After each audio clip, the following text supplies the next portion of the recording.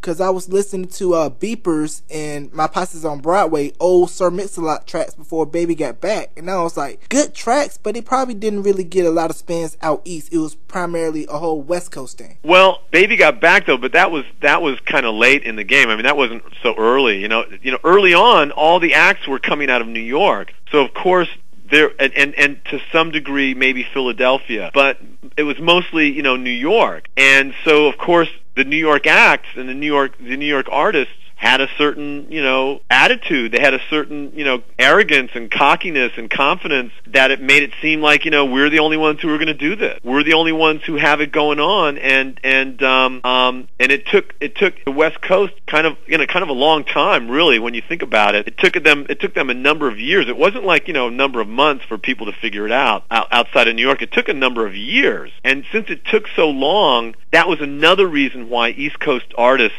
were kind of like looked down on the West Coast and didn't really take them seriously. It was like, what took you so long? And then, eventually when you had artists like Dre and, Snoop Dogg and all that, and where the West Coast showed their finesse and their skills, then of course, the West Coast really blew up. But until the NWA, even NWA was still not taken that seriously. It wasn't really until Dre really blew up, and I guess when NWA kind of broke up and did their own things, that the East Coast was kind of like begrudgingly saying, okay, you guys got it going on. And then of course, unfortunately, you had that kind of East Coast, West Coast kind of conflict, which was beyond stupid, but whatever. Yeah, definitely that. And while the West Coast was dominating, it wasn't until when Diddy and Biggie came out with Ready to Die and with Bad Boy that kind of put New York back on top, while the West Coast was pretty much taking over while New York was kind of going through a dry spell. Yeah, right. And then of course now I think it's just all over. I think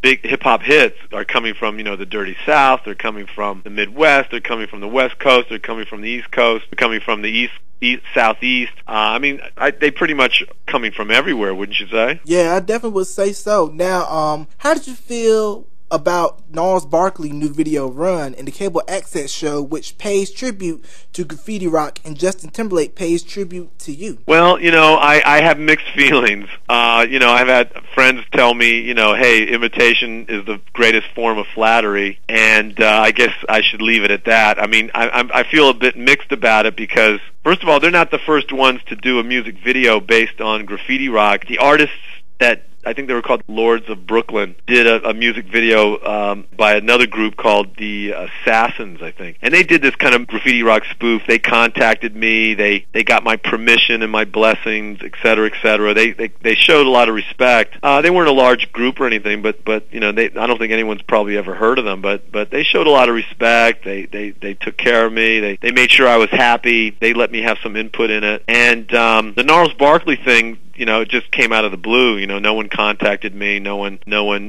showed any kind of like real love or respect. And so I really don't know how to feel about it. I don't know if they were, spoofing or dissing or whatever. Maybe I should just take the high road and say, imitation's the greatest form of flattery. I think it would have been a lot nicer if they had contacted me and let me know they were doing it, et cetera, et cetera. But, I guess overall, that's kind of, I suppose, the negative. On the positive, Gnarls Barkley and whoever else was involved in choosing that theme obviously recognized the cultural importance of Graffiti Rock, because I've noticed Gnarls Barkley will play with different cultural iconic images. Like sometimes they've dressed up like the characters from Clockwork Orange with the white, all white outfit and the bowler hats. I don't know if your listeners know about that film, Clockwork Orange, Stanley Kubrick's film. Gnarls Barkley's dressed up like those characters. They've kind of dressed up and played off of a lot of cultural iconic movements throughout history, and I suppose by them doing Graffiti Rock, they're paying the same kind of homage to Graffiti Rock that they did to other movements. So I suppose I should be flattered. Yeah. Will the other episodes of Graffiti Rock, will they see the light of day via like DVD or anything? I'm sorry, repeat that again? Like, how many episodes did you shoot of Graffiti Rock? Just the one. Just one? Right. Okay, I thought maybe it may have been like maybe 3 or 4 episodes. But will that episode be released like on DVD? It is on DVD. Yeah, you can actually Google MVD, I guess www.m as in M as in music, V as in video, D as in distributors.com, and they'll certainly, sell it to you. They're the people who are selling it now, MVD. So I guess go www.mvd.com and you can find Graffiti Rock, or you could probably Google Graffiti Rock and then, distributors, and you'll find a way to buy it. People, so go to that website, mvd.com, and also get your Breaking DVDs, your Crush Groove DVDs, your Beat Street DVDs, and your Puma sweats, and have an old school 80s flashback hip-hop night. Now, what are you up to these days?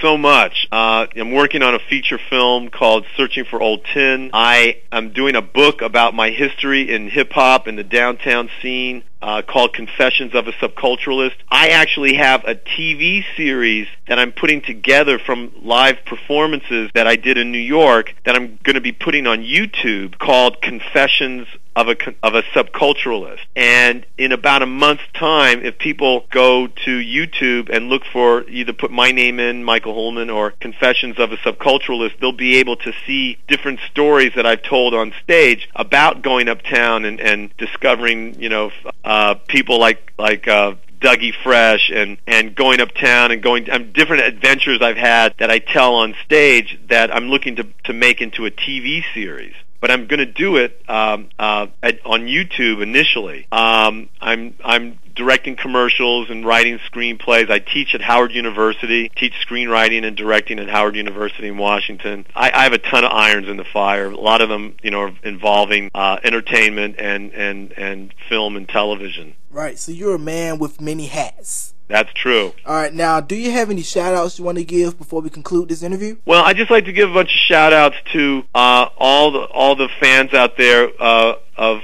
hip-hop and music in general who have collected and supported the music and the artists who've made it. I'd just like to give a shout-out to all the people out there who believe in the new and the exciting things and are looking out now for the new exciting thing that's around the bend, to keep their eyes and ears open and their minds open to what's coming next, to not get stale. All right, people, there you have it. Ladies and gentlemen, Time Machine exclusive, Michael Holman, creator of the legendary show Graffiti Rock. Mr. Holman, thank you for doing this interview, and hang on the line. I'm here. All right.